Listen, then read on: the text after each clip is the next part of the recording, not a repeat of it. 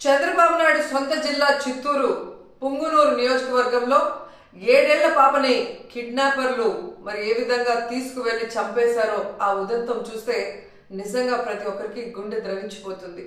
ఆడపిల్లలున్న తల్లిదండ్రులకైతే పిల్లల్ని స్కూల్కి పంపించాలంటేనే భయం వేస్తుంది. నిజంగా సొంత జిల్లాలో ఇలాంటి ఒక కిడ్నాప్ హత్య జరిగింది అంటే అది చంద్రబాబు నాయుడు గారి అసమర్థత కాదా, ఈ ప్రభుత్వం అసమర్థత కాదా అని నేను అడుగుతున్నా.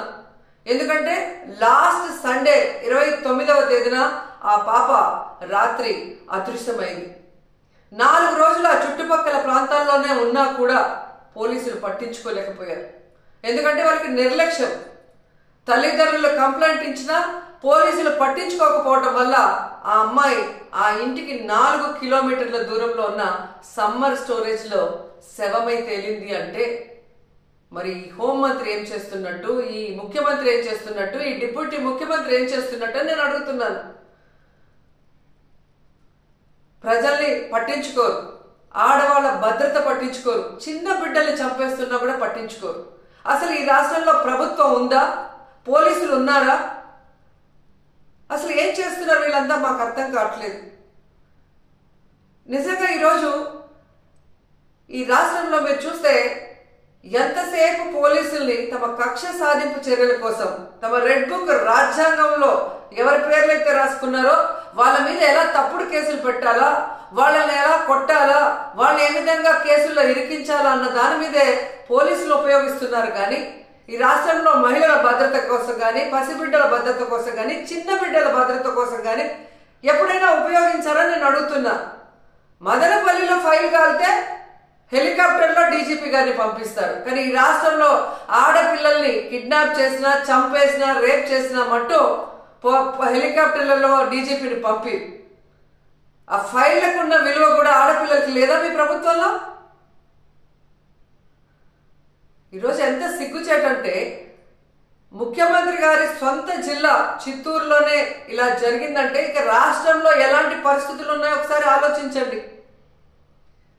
మీరే చూసారు, గుడ్లవర్లేరులో 300 మంది ఆడపిల్లలు తమకు అన్యాయం జరుగుతుంది, బాత్రూంలో కెమెరాలు పెట్టారని చెప్పి ఏడిస్తే కూడా వాళ్ళని భయపెట్టి, వాళ్ళని కొట్టి, లీవులు ఇచ్చి వాళ్ళ ఇంటికి పంపించేసి కేసు క్లోజ్ చేశారు. కానీ ఏ రోజైనా హోంమంత్రి కానీ ఆ ప్రభుత్వం నుంచి ఎవరైనా ఒకరు పోయి వాళ్ళ ఆవేదన ఏంటి అని తెలుసుకుని దానికి పరిష్కారం చెప్పారా? ముచ్చుమరిలో 9 ఏళ్ల పాప ముక్కలేసి చేసి చంపేస్తే ఆ శవాన్ని ఇచ్చేదానికి కూడా మీకు సమర్థత లేదు. ఆ తల్లిదండ్రులు ముఖ్యమంత్రి గారు రావాలి, హోంమంత్రి గారు రావాలి, మా బిడ్డను మాకు ఇవ్వాలి అని చెప్పి అడుగుతుంటే కూడా పట్టించుకోలేదు. మీకు ఆడవాళ్ళంటే నిర్లక్ష్యం.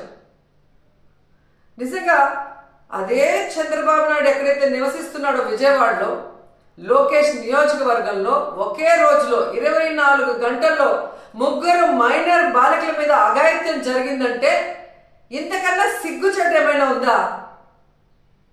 పరిపాలించేదానికి చంద్రబాబు నాయుడుకి కానీ, హోంమంత్రికి కానీ, లోకేష్కి కానీ అసలు అర్హత ఉందా నేను అడుగుతున్నాను.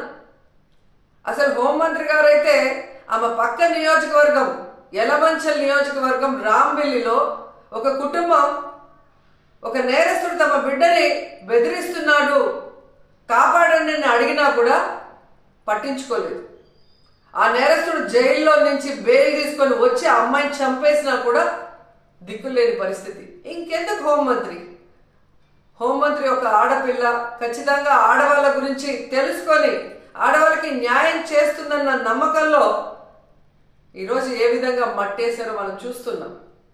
ఈరోజు కూడా మీరు చూస్తే జగన్మోహన్ రెడ్డి గారు పుంగునూరుకి 9వ తేదీ వస్తున్నారు అని తెలియగానే ఎక్కడ తమ ప్రభుత్వ అసమర్థన పరిపాలన బయటకు వస్తుందో, రాష్ట్రంలో జరుగుతున్న అన్ని విషయాల గురించి జగన్మోహన్ రెడ్డి గారు అక్కడ ప్రస్తావిస్తే తమ పరువు పోతుందన్న భయంతో ఈరోజు ప్రభుత్వం, హోంమంత్రి పరుగులు తీస్తున్నారు పుంగునూరుకి.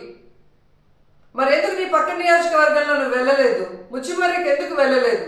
గుడ్లవల్లేరుకి ఎందుకు వెళ్ళలేదు? అలాగే లోకేష్ గారి నియోజకవర్గానికి ఎందుకు వెళ్ళలేదు? బాధ్యత లేదా హోంమంత్రికి? బాధ్యత లేదా ముఖ్యమంత్రికి? బాధ్యత లేదా డిప్యూటీ ముఖ్యమంత్రికి?